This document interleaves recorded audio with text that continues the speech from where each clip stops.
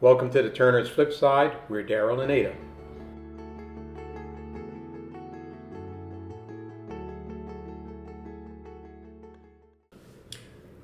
So today I want to have I don't, without going into a whole lot of detail, I want to discuss water. So for me, I've always believed for a long time since I looked at some research by this Japanese scientist that, water has energy. So, what do you think about that? Do you agree that water has energy? Well, I think everything has energy. It's just a question of whether or not we have taken the time to measure it. Okay, So everything has energy. great. So we agree on that. Now, I'm going to present some information in just a second about this doctor who claims that our energy, our attitude, our words, our thoughts can impact the molecular crystalline structure of water. Now, I, for one, believe that is a fact, that is true. And of course, when you start doing the research in our country, everything is always shot down. It's always that there's some kind of conspiracy theory or it's just not true. The U.S. scientists just want to have all the answers. And so I did find some interesting literature that debunks this guy's theory, but I believe his theory. I believe that from day one, all the things that we have been taught are inaccurate, inappropriate. We've been lied to from the very beginning. And if you want to know the truth, I believe that you have to go out and find it for yourself. Research, do deep, deep research like you've been doing for decades. And so the discussion today is whether that is true. Now, the reason this came up is because I had a guest to come over to the house the other day, and I write words on our bottled water because, the bottle, by the time the water gets into the bottle and it's been sitting and all that kind of thing, I believe that water loses its essence. And so I like to kind of go back and restructure the water. And there are things that you can do, like you can add lemon juice to water. You can add like Himalayan salt to water. Some say you can add the salt and then take it out in the sun and stir it. I don't know that I'm going to do all of that, but I do add things to water to change the structure of the water, and I believe it works for me. If I drink just plain water out of the bottle, my body feels different. When I add something to the water, like a pinch of salt or a few drops of lemon, or sometimes I add chlorophyll, or sometimes I even do a fruit. Like I will combine water and watermelon, or water and cucumber. And I believe when I do that, it actually changes the structure of the water, the crystalline molecular structure, and the information in the water, because I believe that all things are living or are from life. Everything comes from atoms to molecules, and atoms are life. So even if it's in an inanimate object, I believe that it has some essence of life. What say you, my dear? There's a number of different ways to look at it. I haven't studied this particular topic, but if I take the elements that I am aware of that are at least tangentially related to what you're talking about. And that would be? Well, let's start with matter. Okay, all matter is comprised of atoms and electrons and neutrons, protons, and all the other subatomic particles. They're in motion, so therefore they inherently contain energy because the motion itself is energy. I agree. Actually, the particles themselves are energy that is slowed to the point where it fashions a physical substance. So if you broke those down to the smallest components, everything is energy. Mm-hmm. It's just a question of what frequency that energy is operating at. And so that alone leans in the direction that you're discussing. But aside from all that, I think somewhere in the dim past I read some studies where they tested food that had been prepared with a attitude of loving versus food that was not, and the food that was prepared with a attitude of loving has been shown to help people become healthier. Mm-hmm. Mm-hmm. And so I don't remember exactly where I read that, but it's been a while back. But so if you prepare food and imbue that food with a feeling of love, and that can then transfer health to the eater, then that is, I think, illustrating what you're talking about, because food contains water.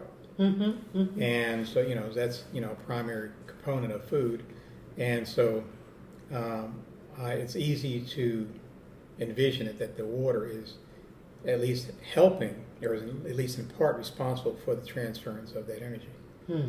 Okay, so didn't you recently have an experience or see something?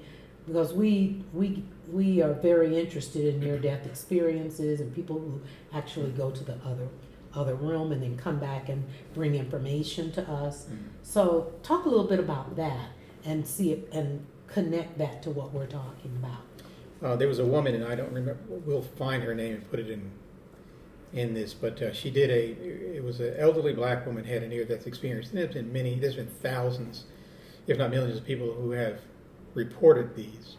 Everybody has them, but not everyone remembers them, or not everyone talks about it. But this woman had a near-death experience. She died and she came back. It's medically documented, and she said since she had come back, she's been experiencing.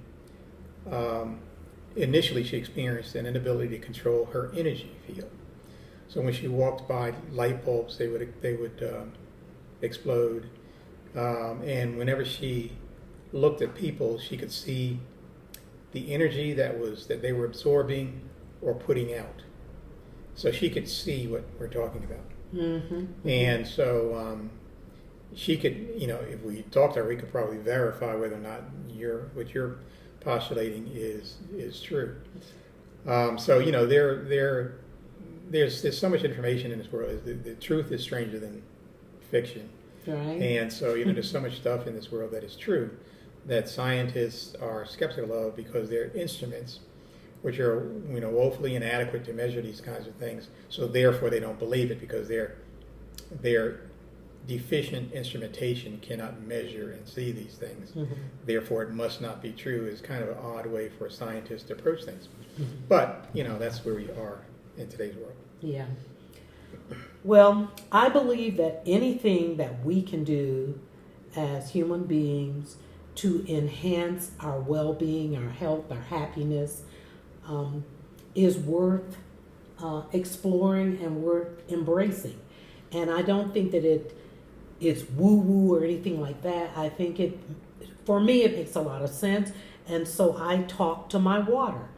I prepare my food with loving hands and loving attitude. And I won't eat people's food if they're preparing it and they're angry. I just don't. You just said something that's kind of to the point. It's been scientifically proven that if you talk to your plants, then the plants grow better. Okay, so as far as I know, plants don't understand English, Spanish, French, or whatever. Mm-hmm. So I don't believe that it's the words you're saying. I think what you're transferring is the intent. Mm-hmm. The intent, which is energy. Which comes back to what you're talking about. Exactly. Well, this conversation went on a little longer than I intended, but when you start talking about these things, they become so fascinating. And, as you said, the truth is like weirder than weird science, So anyway, I'm going to continue. The lady came to the house and she saw that I had these signs on the water bottle that said love, peace, happiness, these kinds of things. And I also, for a long time, I used to do the same thing with my water bottle. I used to write these little notes, if you can see that. I used to write these notes and then tape them to the water bottle to imbue that water with that kind of energy. So I believe that it works. I believe it's true. And I'm going to keep on doing it. And this is just for our audience.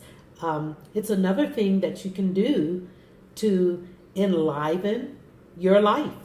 I mean, it can't hurt, right? That's true. One last thing I want to say is that it's not hoping that something is so. Mm-hmm.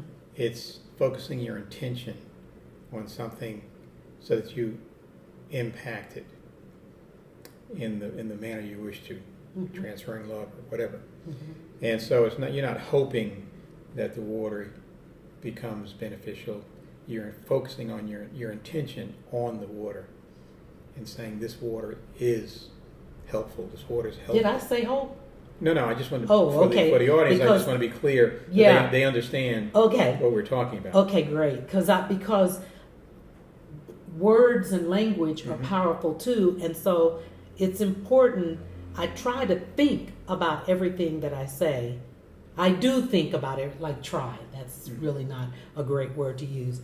I focus on my language and my words. I don't always get it right or perfect, but I'm aware of the power and the energy of words and language, and so I agree with that, what you said. Okay, well, I'm going to show these photos and of this scientist and just kind of show the crystals and the design so our audience can get an idea of what we're referring to, and they can do further research. And of course, with everything, there are the pros and the cons, the yays and the naysayers, and it seems these days that there are more naysayers than not.